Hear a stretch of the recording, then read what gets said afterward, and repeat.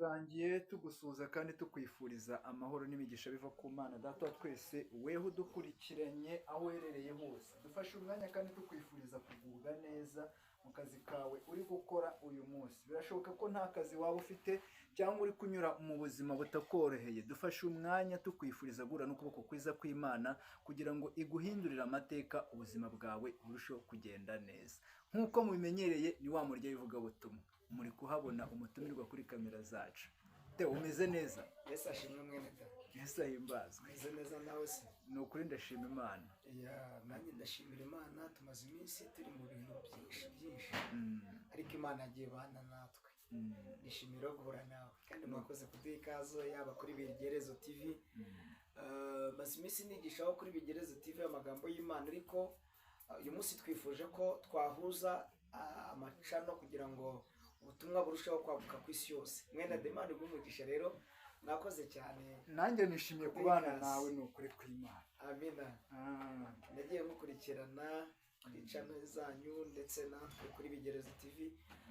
Muri inshuti z'akadasohoka tubahe ikaze mwese mu ijambo ry'Imana tugiye kuganira, emwe n'ibindi Yesu adufasha. Imana iduhana umugisha. Ndumva twatangira dusenga. Reka dusengera abantu bagiye kumva ijambo ry'Imana, ariko kandi uyu mwanya ari umwanya ubutoroshye, Satani arawurwanya. Ariko nubwo awurwanya, Imana niyo nyir'umurimo. Ndifuza ko Imana yaza kumbabarira ijambo tugiye kwigana nawe, tugiye kuganira, Imana yaza kumfasha ukaryumva. Mu izina rya Yesu, se w'umwami wacu Yesu, nta wera nkawe, ni wowe gitare cyisungwa n'amahanga. Nta yakubanje nta n'izaguheruka, kuva kera kose abakwiringiraga bari mu mahoro. Tugufite ntitwifuza undi murengezi. Ijambo ryawe ni rigari kandi ijambo ryawe rinduta ubukuru. Ariko kubw'imbabazi ugira, nunkundire abantu bagiye kumvira ijambo ribagirira umumaro, emwe ndetse n'ubuhamya. Ndakwinginze kugira ngo byose bibafashe. Ijambo ryawe ni rigari rwose, rikwire ku isi yose, kandi Mwuka Wera arishyigikire. Imbabazi z'Imana no kwera kw'Imana uherekeze iri jambo rigera aho ushaka ko rikwiye kugera, ryumvwe n'umuntu ukwiriye kuryumva, kuko waravuze ngo ibyo kurya byanjye ntabwo ari byo kujugunyira imbwa. Uwagakwiriye kumvira ijambo aba ariwe ukwiye kuryumva, udakwiye kuryumva ntaryumve nyine. Bivuze ko ukwiye gutega amatwi izicano aba ariwe ukwiye kuzitega. Ndakwinginze kugira ngo wagure aya macano yaguke mu izina rya Yesu, kandi ijambo ryawe tugiye kuganira n'abantu bawe, ndagusabye ngo ushyigikire. Mwuka Wera abane nanjye, ungirire neza muri byose, mu izina rya Yesu, amen. Mwakoze cyane, mwakoze kutwumva ku ijambo ry'Imana tugiye kuganiraho. Dushaka ko tuganira ijambo ry'Imana, ariko reka mbanze mbibwire. Birashoboka ko ari ubwa mbere umbonye, cyane ko nagiye ntanga ubuhamya menshi atandukanye, ariko birashoboka ko ufunguye channel bwa mbere, cyangwa se ugiye kuri YouTube ari ubwa mbere ukabonye umuhungu nk'uyu cyangwa se umugabo nk'uyu. Nabonye mwene data duteye kimwe, dusa. Imana imuhe umugisha. Hari umugabo rwose dusa, Imana imuhe umugisha. Yego ni byiza, kandi abana b'Imana turasa burya. Turasa, dufitanye isano, buri wese afite isano na mwene se, cyane ko Yesu yaducunguje amaraso y'igiciro. Aya maraso rero duhuje amaraso burya. Iyo twamaje kuva mu gisekuru cyaho tuvuka, twarangiza tukaba bene Imana, tukaba barumuna ba Kristo Yesu. Aho ngaho duhita tugira buriya Yesu ni umugabo. Nakunze ikintu yakoze. Yesu yakoze igikorwa cy'indashyikirwa.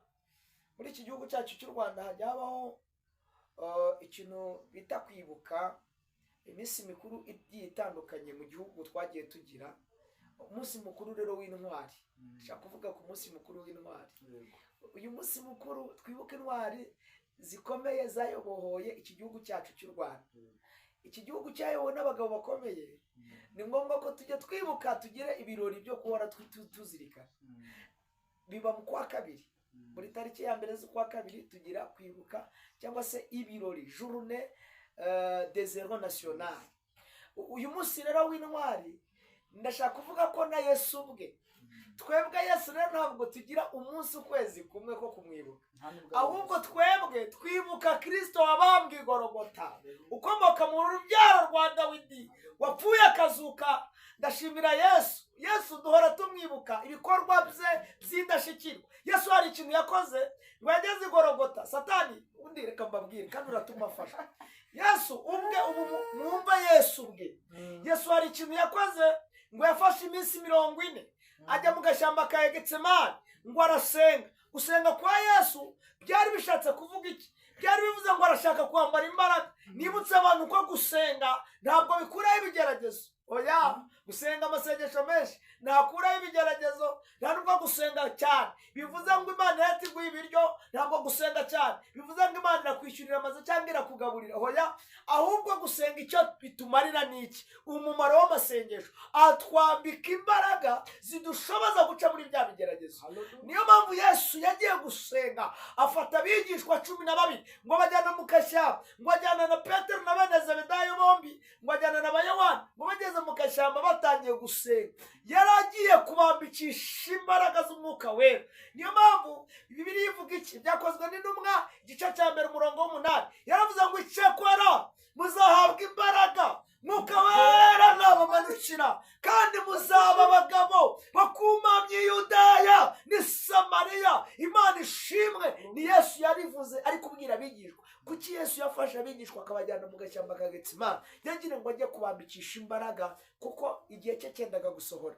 Hanyuma Yesu ngo abahungu ko ari 12 ngo bagira ibintu byitwa ubutesi. Mudufite abarokore babatesi mwene babatesi, baba batesi pe, baba bafite ubuzima bw'ubutesi, bagira ngo urugendo twararurangije, akarara ubusa rimwe cyangwa se Imana ikamugaburira rimwe agatavanga urugendo yarurangije. Ntabwo urugendo rurarangira. Muvuge ngo amen. Kandi munyitabe mwese haleluya. Muri iteraniro rigari ndi kwigisha, sisi yose ndi kwigisha, namwe muri kundeba, nawe turi kundeba. Hari mwene data waturutse ahantu hakomeye, aturutse mu majyaruguru, ndagusuhuza. Mbendu uraho urakomeye, Imana igumugisha. Hari umukecuru amaze kwigisha avuze neza y'Imana. Umukecuru mugira amahoro namwe. Ndabona imbere yanjye iterana, inyuma kamera hari iteraniro rigari, akababwira ko Yesu ari intwari. Ndashaka kuvuga ngo Yesu yabaye intwari, hanyuma ninjira mu kimana yantumye. Kuri Bigerazo TV ndajya mbabwire ko Yesu yabaye intwari. Nimara kuvuga ubutwari bwa Yesu, hanyuma mbone ninjire mu ijambo ry'Imana Imana yabaye. Muvuge ngo amen. Hanyuma Yesu muri gusengana n'aba bahungu uko ari 12, abigishwa, ndavuga abigishwa ba Yesu bari 12. Muri aba 12 rero bari bafite ubutesi, n'ibyo nari ndi kuvuga. Buri wese atangira kujya yisinzirira uko Yesu ari gusenga, ngo atangira gusenga, ngo agahita agira ihishurirwa, akabona imibabaro azacamo, akabona inkoni bazamukubita, akabona icumu azaterwa. Yesu niwe yavuze ijambo rikomeye. Yaravuze ngo umutima urakunze ariko umubiri ufite intege nkeya. Haleluya, haleluya. Imana igumugisha. Yesu aravuga ngo umutima urakunze ariko umubiri ufite intege nkeya. Asenga isengesho ririmo intege nkeya. Yesu nawe yararisenze, ariko yavuze ijambo rikomeye. Siko Yesu nawe asenganye intege nkeya. Yaravuze ngo Data, niba bishoboka ko iki gikombe cyandenga shindenge. Yari yambaye umubiri, burya nawe Yesu yari yambaye umubiri nk'abantu. Yari ubundi 50 ya 50 yari umwana w'umuntu, ariko indi 50 yari Imana. Rero kandi yari akiri imisi. Yesu yaranarya. Gusa Yesu yaryaga ibiryo nk'ibyacu. Yesu yarabiryaga kandi nanone Imana. Nabyo simbizi wenda ko hariho akawunga n'umuceri, ariko ibi biryo turya none byarahozeho kera. Ariko wari umutsima yarawuryaga. Yesu nawe yamenya yarariye akawunga. Haleluya. Aha, cyakora icyo Bibiliya igaragaza nuko yari amafi akarya n'umutsima. Yakundaga kurya capati. Ubundi uriya mutsima Yesu yamanyuye n'iki? Ni capati. Abantu benshi burya abahinde bakunda capati cyane. Yesu yamanyuye capati rero buriya akajya asangira n'abigishwa. Nabonaga nuzareba filimi zitandukanye uzasanga iriya mitsima yari imeze nka capati. Ariko umva icyo Imana ivuze. Muvuge ngo amen. Yesu asenga isengesho kubera ibigeragezo yabonaga imbere ye, kubera ibintu yabonaga bizamugora. Aravuga ngo Data, niba bishoboka ko iki gikombe kindenga rwose. Avuga ijambo amaze kuzura imbaraga z'Umwuka Wera, ngo agiye bwa gatatu asanga basinziriye, ngo yaraje bwa mbere asanga basinziriye, abaza Petero na bene Zebedayo, arababaza ngo harya Petero, yahise abaza Petero kuko Petero yari inkoramutima ya Yesu. Ariko hari ikintu cyantangaje, uzi ko Petero nubwo ari inkoramutima ya Yesu yagendanaga inkota. Inshuro nyinshi Yesu yagendanaga na Petero, ntabwo Petero yigeze areka inkota. Ubwo dufite abakristo benshi bavuga ko bazi Yesu ariko hari utuntu batari batararetse bafite inkota. Bafite inkota, nivuga inkota ni ibintu banze kureka, ni ibyabagendana kandi bakitwa ko bari mu rugendo, bakitwa ko bari kumwe na Yesu. Icyo nkundira Yesu rero, hari ibintu atitaho ariko igihe kiragera iyo nkota ikagaragara. Yagaragaye ryari? Petero yagendanaga na Yesu ngo aza kumubwira ijambo rikomeye, aramubwira ngo Yesu ndi impande yawe, nta muntu uzagukoraho. Ariko bamaze gufata Yesu, bafashe Yesu, hanyuma Petero agaragaza Petero ngo yakomokaga mu bwoko bwitwa abazerote. Abazerote barwanishaga inkota, hanyuma ngo afata inkota ahita yikuramo byihuse, ngo ahita yica ugutwi umuntu umwe, ngo amukata ugutwi, bamukase ugutwi. Hanyuma Yesu ngo atamubwira ngo Petero subiza inkota mu rwubati, kuko urugamba turiho atari urw'umubiri ahubwo ni urw'umwuka. Abakristo benshi ntabwo bazi urugamba turwana narwo, ntabwo twe turwana nk'abandi, twebwe ntabwo turasana nk'abandi, ntabwo dukoresha imihoro, ntidukoresha imbunda. Pawulo yabivuzeho, yaravuze ngo twe turarwana, turarasana, ndakubita n'ibipfusi ariko si umutazi yonja, ndaratana, ndashaka gusingira gufata icyo Kristo yafatiye. Imana ishimwe, haleluya, haleluya. Nimunyitabe mwese, haleluya. Ndarwana urugamba. Kurwana kwacu rero, twebwe intwaro zacu ziri mu Efeso 6:10. Yaravuze ngo mwambare intwaro zose z'Imana kugira ngo mubashe guhagarara mudatsinzwe n'uburiganya bwa Satani, kandi haleluya murangije byose muzambikwa ikamba ry'ubugingo. Kurwana kwacu ni uko abera. Narivuze ngo Yesu yabaye intwari. Yesu rero wari muri ako gashyamba amaze gusenga, ikindi gihe kimwe apanga amasengesho y'iminsi 40. Haleluya. Ari mu gashyamba ari gusenga rero ka Getsemani mu minsi 40 abishoje amasengesho. Naribwiye abantu ndababwira ngo ntabwo gusenga cyane bikuraho ibigeragezo, ahubwo bitwambika imbaraga. Yesu ngo ari gusenga rero ashoje iminsi 40 nibwo ubwo Satani yaje. Mama uzi ko ari igihe umuntu asenga yari azi ko agiye kwakira ibisubizo, ahubwo akakira imbaraga zidasanzwe. Gusenga cyane mbisubiremo, ntabwo bihita biguha igisubizo cyako kandi ahubwo bikwambika imbaraga zo kuzaca mu bigeragezo no kubasha kwihangana. Yesu yavuze ijambo ryiza, yaravuze ngo ubwo yageragejwe atyo abasha no gutabara abageragezwa bose. Aha munyitabe, haleluya, amen. Nitwa Theoneste, nabibabwiye. Theo ndi umuntu wahuye n'ibibazo byinshi. Jewe namaranye na madama amezi 8 atwite, abyara inda y'amezi 7. Akimara kubyara madama abyara umwana utegeye igihe, ahita yitaba Imana, barapfuye. Gupfa kwa madamu byanteye kubaho n'umupfakazi, napfakaye imyaka 5 nibana mfite uruhinja. Ibi ni bigeragezo kandi nitwa umuvuga butumwa, nitwa umuhanuzi, umukozi w'Imana. Ibi bintu mbicamo ndihangana, mba mu buzima bwitwa kwihangana. Aha nibutse abantu ko hari ikintu Yesu atakwima. Mwene da, Yesu hari ikintu atazakwima. Yesu ashobora kukwima ibyo kurya ariko ntiyakwima amakuba. Yesu ashobora kukwima umuceri bitewe n'impamvu ariko ntiyakwima ibigeragezo. Umva ijambo ry'Imana, Ibyahishuriye Yohana igice cya 1:9. Bibiliya ivuze iki? Bibiliya yavuze ngo njyewe Yohana mwene so musangiye amakuba n'ubwami no kwihangana biri muri Yesu. Aravuga ngo ku munsi w'umwami Imana narindi mu mwuka. Haleluya. Ndashaka kubwira abantu ko rero amasengesho menshi ntabwo akuraho ibigeragezo. Hari ukuntu abantu basenga bagira ngo hari Imana yahita ibasubiza ibisubizo ku kanya. Hoya, ahubwo amasengesho twambika imbaraga zikadushoboza kuzaca muri bya bigeragezo. Iyo mba nasenga Imana, icyo gihe naciyemo cyari gikomeye, mba narirukanse ku musozi, ariko kubwo gusenga Imana mpaye imbaraga nkomera umutima, sinigeze niyahura, sinigeze mpfa, ahubwo nabayeho nkomeza gukomerera mu Mana. Imana nishimwe. Narivuze ngo Yesu yabaye intwari, sho kugaragaza ubutwari bwa Yesu, nicyo nari ngendereye buriya. Yesu muri mu masengesho minsi 40, Satani aramugenderera. Munyitabe, haleluya. Amusanga mu gashyamba, arababwira ngo nimbura umwana w'Imana, hindure amabuye umutsima ubasha kurya. Nimbura umwana w'Imana, hindura amabuye umutsima ubasha kurya. Yesu aramubwira ngo handitswe ngo umwana w'umuntu ntatungwa n'umutsima gusa, ahubwo ijambo riva mu kanwa k'Imana niryo ritunga umuntu. Hanyuma Satani akomeza amugerageza, ngo mugeragesha kumwereka ubwami, aramujyana ngo mujyana ku gasongero k'umusozi, aramubwira ngo nuramuka, ngo kuko handitswe ngo nuramuka ngo nuguruka ntabwo uzakubita ikirenge hasi, ahubwo ngo izagutegera abamarayika bazagutega ntabwo uzapfa.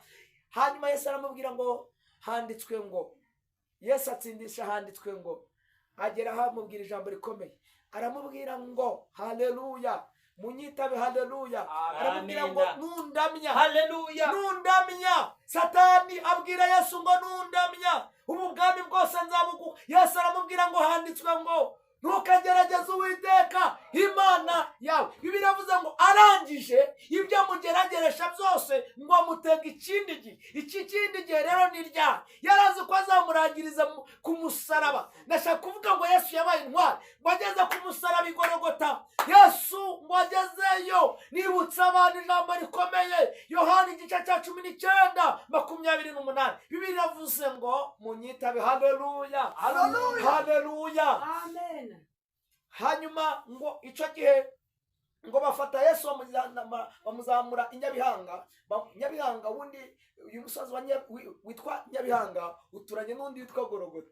Nyabihanga haratandukanye, Nyabihanga na Gologota burya ni imisozi itandukanye, ariko ngo Yesu baramujyana i Nyabihanga, bamuvana i Nyabihanga bamujyana i Gologota. Ngo ageze i Gologota rero ngo hari no babambaga uyu musozi, ngo wari umusozi w'ikivume, ngo no babambaga ngo aba bantu b'ibivume. Yesu umwami wacu, kumva kuntu bamushinyaguriye, bamujyanye ku musozi babambaho ibivume. Bivuze ngo nabo bari bamugize ikivume, bari bamaze kumutesha agaciro. Ariko ijambo yari yaravuze, yarabwiye abigishwa, arababwira ngo nyiri kumwe nawe yewe ashobora gusenya urusengero umunsi umwe nkarwubaka mu minsi 3.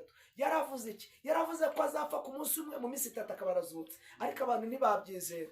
Haleluya, haleluya. Ngo agezeyo, Bibiliya ivuga iki? Yohana 19:28 yavuga ngo bafata inzoga yuzuye sipongo isharira. iyi nzoga ngo barayifata bayuzuza sipongo, ngo barangije barayimusomesha. Ngo bamaze kuyisomesha Yesu, ngo hasize akanya, ngo umutima uraca. Aha niho abapagani benshi bavuga ngo na Yesu yanyweye inzoga. Ntabwo Yesu yanyweye inzoga ari uko abishaka, barayimushomesheje nk'ikimenyetso cyo gushinyagurira umwami wacu. Yesu wagize neza, baramushinyagurira, bamukubitiye ikamba ry'amahwa mu mutwe, bamusomesha sipongo isharira. Ngo amaze gusoma inzoga, ngo arangije umutima uraca. Mwumva ikintu cyabaye rero. Shaka kuvuga ku butwari bwa Yesu. Ngo umutima umaze guca, Satani yarazi ko ibyo birangiye. Mwari muzi ko Yesu yahise ajya mu kazi? Yesu yahise ajya mu kazi. Mbibutse ko Yesu n'ubu tuvugana ari mu kazi. Vuga ngo Yesu ari mu kazi. Yesu ntabwo yigeze apfa ngo arekere gukora. Nibutse abantu ko ari we wenyine wapfuye akazuka. Umwihariko wa Yesu, umva kuntu uyu muririmbyi yaririmbye. Uyu mugabo bita Theogene, bose babireba, yaravuze ngo umwihariko wawe Yesu wabaye ukora ibitangaza, ngo upfuye urazuka ni wowe wa mbere, ngo imbaza abandi zarameze ibyatsi. Yesu we, haleluya. Yesu ni we wenyine wapfuye agira gute? Arazuka. Imbaza abandi zamezeho iki? Ibyatsi. Ariko Yesu ni we wenyine wapfuye arazuka. Umva rero igitangaza nari ngendereye upfa ubutwari bwa Yesu. Uzi ko Yesu ngo amaze gupfa, ngo yakomeje akazi ahita agikuzimu. Hari undi mwihariko wa Yesu. Mwari muzi ko iyo umuperezida w'igihugu runaka apfuye, mumurikire mu nyumve, uzi ko hahita habaho icyo bita kuyobora inzibacyuho direct. Umuperezida w'igihugu runaka cyangwa iyo umwami atanze w'igihugu runaka, hahita hakabwa cyangwa bafata ingoma hakayoborwa inzibacyuho. Wari uzi ko Yesu umwami w'abayuda, umwami wacu, yapfuye amaze gutanga nk'umwami. Nta muntu widekaraye ngo avuga ngo ngiye gufata ubwami bwa Yesu, ngo mvuga ngo nanjye mbaye umwami w'abayuda. Nawe yamaze iminsi 3 Yesu yatuyoboye ari muzima. Munyitabe, haleluya. Atuyobora yanapfuye iminsi 3, nta muntu wigeze afata ingoma ya Yesu. Korali ya Yereka yaririmbye indirimbo, aravuga ngo ingoma yawe niba yiguharire Yesu wanjye, ni wowe uyikwiriye. Warayiruhiye ngo urayirwanira ucungura itorero. Haleluya!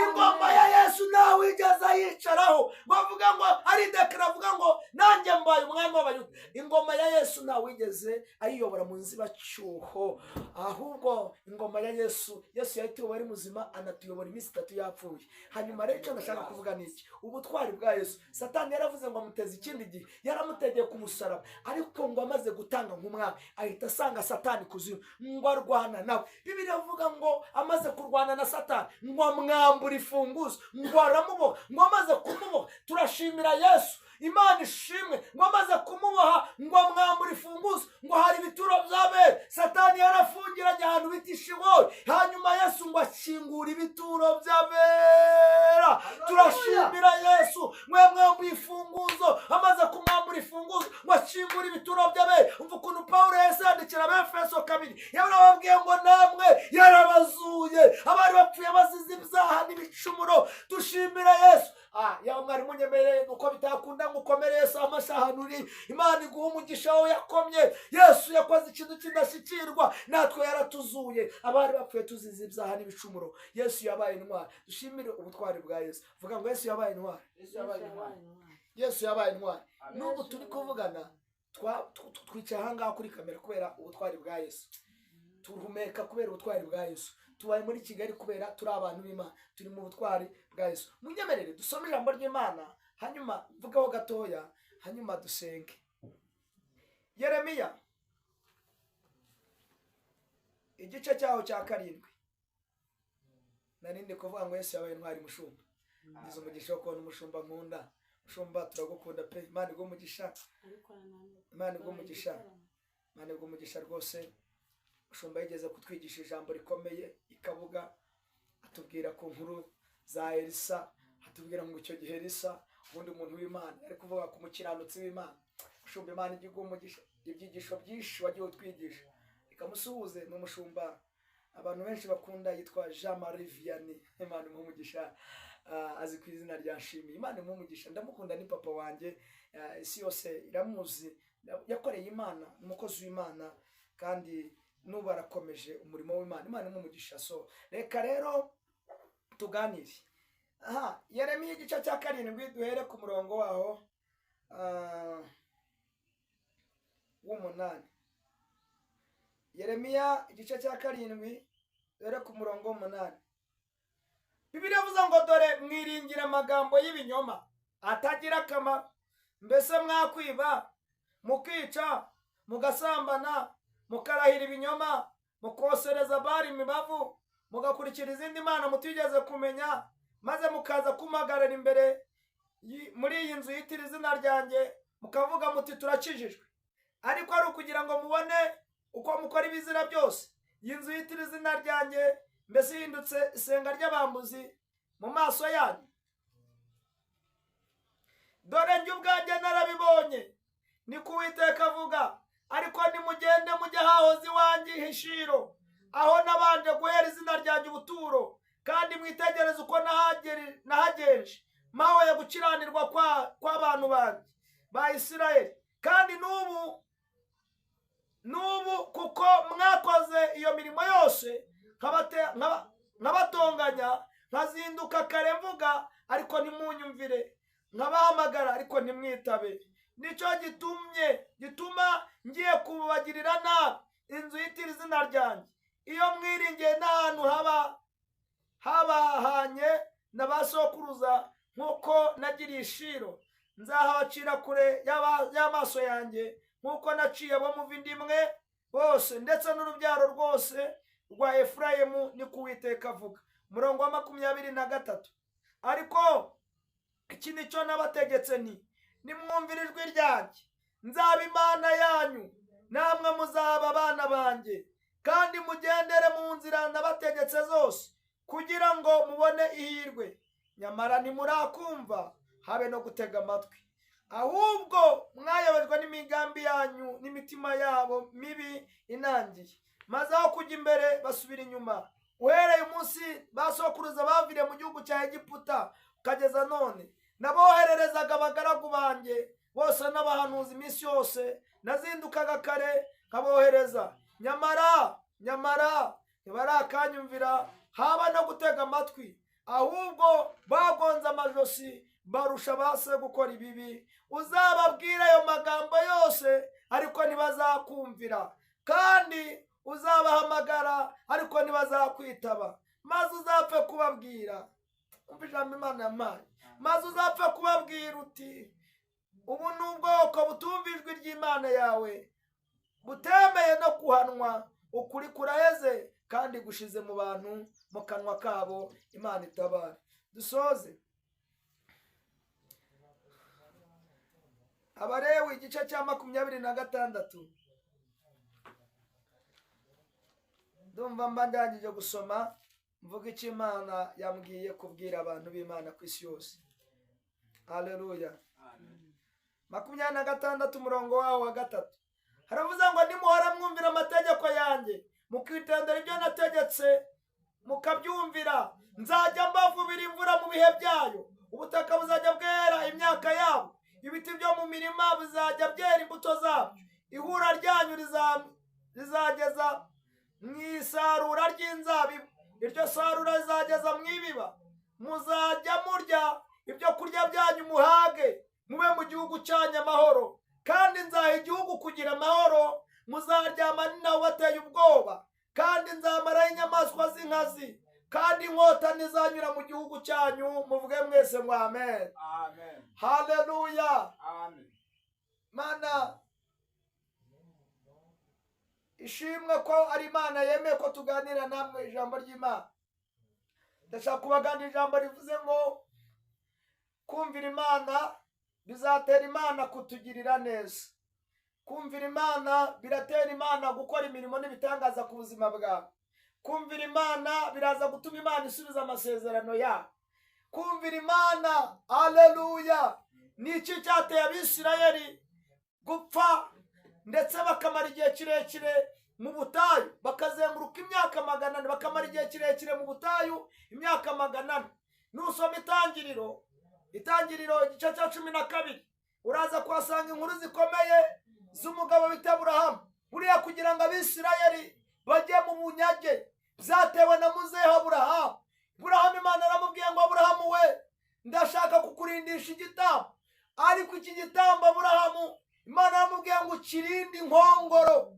Ngo Aburahamu ararangara niyumviye icyo Imana yavuze, bamaze kurangara ngo inkongoro zikajya ziza zikagwa ku mirambo y'igitambo, ngo inkongoro zirya igitambo. Ngo Imana imugendereye ngo asanga ngo Aburahamu yaguye yasinziriye ubuticura, ngo ubwoba bwo ka mwanya ngo butewe n'icura burindi ngo riramufata. Ngo Imana itimugendere namubaza ngo Aburahamu byagenze gute. Aburahamu nta busobanuro ari gusobanura imbere y'Imana. Ngo Imana itimubwira ngo Aburahamu, navuze ko nzakugirira neza, nibyo nzabikora, ariko umenye ko ubwoko bwa Isirayeli narabwiye umugisha bazaba basuhuke mu gihugu kitari icyabo imyaka 400. Muvuga ngo amen. Kubera kutumvira Imana Aburahamu yararangaye. Hari abandi bantu bagiye barangara nakubwira, byaje kubaviramo ikibazo. Umugabo bita Loti, Imana iramubwira ngo Loti hute, ariko yari afite umugore Bibiliya itagaragaza izina rye, bavuga ko ari muka Loti, mu yandi magambo n'umugore wa Loti. Imana ngo igiye kurimbura Sodomu n'i Gomora, ngo Imana yohereza abamarayika ngo batere Loti umwete, ngo iramubwira ngo ntibahungire ku musozi Sowari, ngo aho kugira ngo bahunge muka Loti yanga kumvira Imana, ngo arakebuka ko ari kosa rikomeye abarokore muri gukora. Abantu benshi basubiye inyuma, bari gukebuka barareba inyuma nta cyiza kiri, ngo ahita ahinduka inkingi y'umunyu kubwo kutumvira Imana. Hari abantu batigeze bumvira Imana. Undi muntu bita Gihazi ntigeze yumvira shebuja Elisa, ngo amaze gukiza umugaragu w'Imana bita Namani ibibere, ngo Gihazi yatsi ikintu cyitwa ibiguzi, yanga kumvira shebuja. Ngo akimara kwaka ibiguzi kwa kamwari, ngo ibibembe bya Nama bihita bimuzaho kuko kutumvira shebuja. Imana idutabara bene data, mwumvira Imana bizatera Imana gukora ibitangaza n'imirimo mu buzima bwanyu. Ndashaka kubabwira ijambo rivuze ngo nimwumvira Imana muzayibaze icyo mushaka. Bibiliya ivuze iki? Iravuze ngo nimunyumvira haleluya. Nanjye nzajya mbavubira imvura nimugira imitima yo kunyumvira, nanjye nzabaha imigisha mu gihugu. Torero nimwumvire Imana, Imana izasuka umwuka wera. Ntabwo Imana yaha umwuka wera abantu batumvira Imana, oya, Imana ikorera n'abantu bumvira Imana. Iteka ryose ibintu Imana iduha twebwe, Imana ibigenera abumvira Imana. Ntabwo Imana yaha abatumvira Imana, oya, Imana itanga ibyayo ibiha abakiranutsi abumvira ijwi ryayo. Bibiliya yavuze ngo tufite ikibazo gikomeye mwene da. Ubu abantu bose babaye abahanuzi, kandi kera ntabwo ariko byahoze. Abahanuzi bari bake, ahubwo abo bahanurira ari benshi, ku buryo byasabaga ko kugira ngo umuhanuzi bamugereho byaragoranaga. Bavuga ko bagomba kujya kwa bamenya, none babamenya nibo basigaye bishakira abaturage bahanurira. Nta kindi cyabiteye, ni ukubera iki? Ni uko kumvira Imana kwabimutsemo, basigara biyobora impano. Mbibutse ko ntaho zihuriye n'agakiza. Satani ava mu ijuru yamanukanye impano zose, ntabwo Imana zimwambuye. Wari abitwa ko bakorera Imana ariko ari abakozi ba Satani, bafite impano. Na Satani rega aragira impano. Satani ni mubi, nawe afite impano azihaye abakozi ba. Ako hari ikintu nibaje mwene da, ndeba hano usubize. Kubera iki ari abapasiteri muri iki gihe basengera abantu babakoze ibiganza bakikubita hasi bakaruka? Biriya bintu ntabwo ariko byahoze kera. Sinzi aho biturutse, bije vuba sinzi, ariko njya numva ngo bamwe bajya gucisha ngo amavuta. Ntabwo ibyo mbizi n'ibinande, icyo ndeba ni ukumvira Imana. Umwuka wera w'Imana ntakubita abantu hasi. Umwuka w'Imana ntabwo atuma abantu baruka, ahubwo kubera ko abantu batumviye Imana bagiye kwishakira impano, bagiye kwishakira icyo bita incocera, bajya gushaka ibyo bita umwuka wera ariko atari wo, barawubesheye. Dore ijambo ry'Imana rirabivuze. Bibiliya iravuze ngo yemwe Yeremiya abwira Abisirayeli, harababwira ngo murambesha. Imana iravuze mu ijambo ryayo, murambesha. Bishop urabesha Imana, yewe pastor uri kubesha Imana, muhanuzi uri kubesha Imana, muvugabutumwa uri kubesha Imana. Nimba utumvira ijwi ry'Imana, ibyo ukora uri kubesha Imana. Dore ukuntu Bibiliya ivuze, iravuze ngo mbeseye mwakwiba, mukica, mukagira ibinyoma, mukosereza Bali imibavu. Kosereza Bali imibavu mu yandi magambo ni uguterekera, mukajya gukurikira izindi mana mutigeze kumenya. Mwarangiza mukaza kunjijisha, mukaza kubesha mu maso ya bamwe. Barangiza bakirirwa bavuga ngo tubasukaho amavuta, yemwe ngo tuze tubasengere mu bakozi b'Imana. Mukirirwa mubesha ngo muri abakristo, murakijijwe, muri abasambanyi, muri abajura, muri abicanyi mu mitima, muri abanyamoko, muri abantu batumvira ijwi ry'Imana. Ntabwo Imana ikorana n'abanyabyaha, Imana ikorana n'umukiranutsi. Ababyumve mwese mutera haleluya. Bibiliya yavuze ngo mbese mwanjijisha. Bibiliya yavuze ngo ibyo byose mwarabikoze, kandi narabibonye.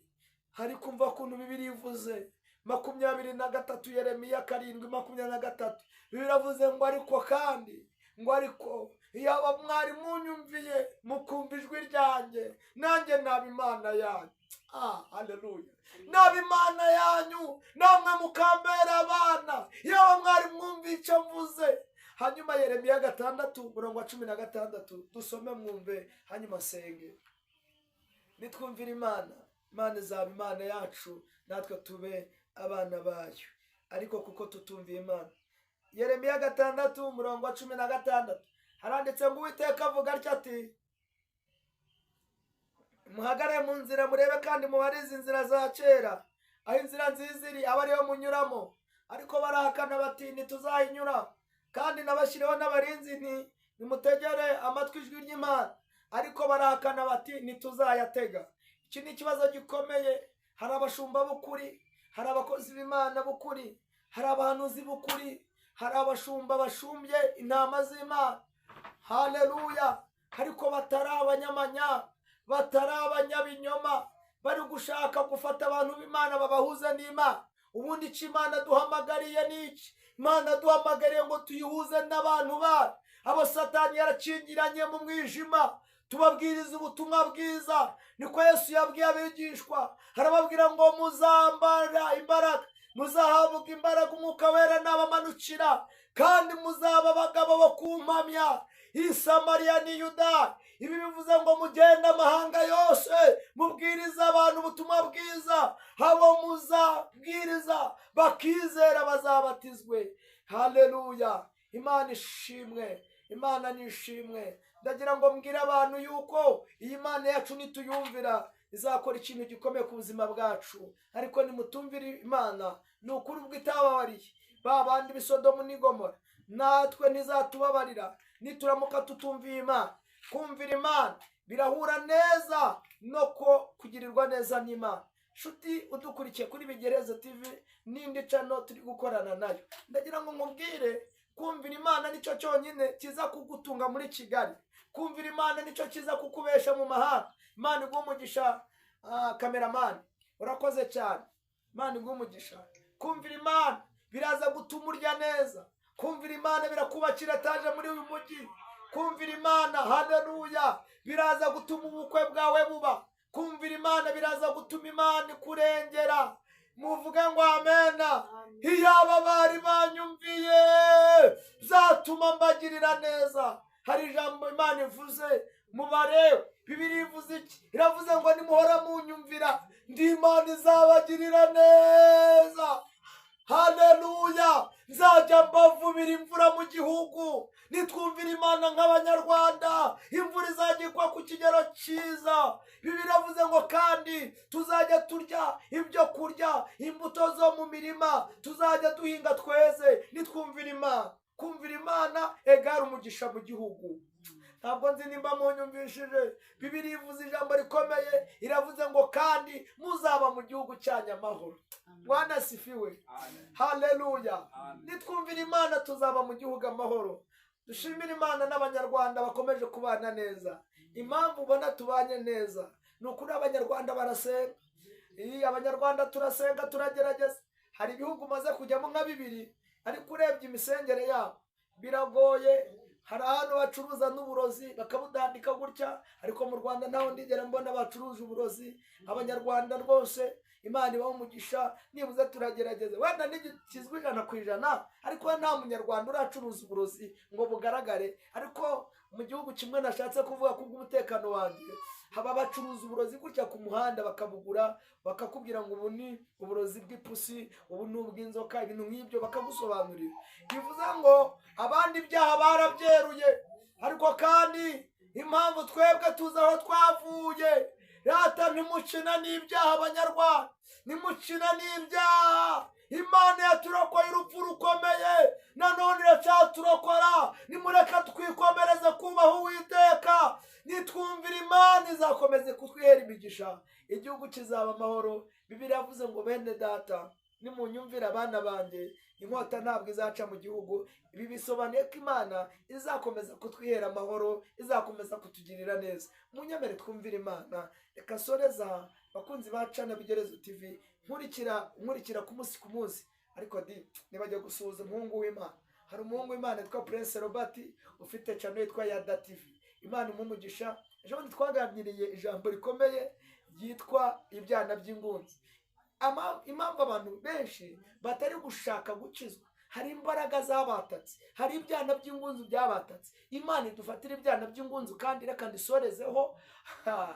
Haleluya. Imana nidushoboza kumvira Imana, kandi bizatera Imana kutugira neza. Munyemere dusengane Imana. Soreza aha nawe ubutaha. Imana ibamugisha, kandi mugire umugisha w'Imana.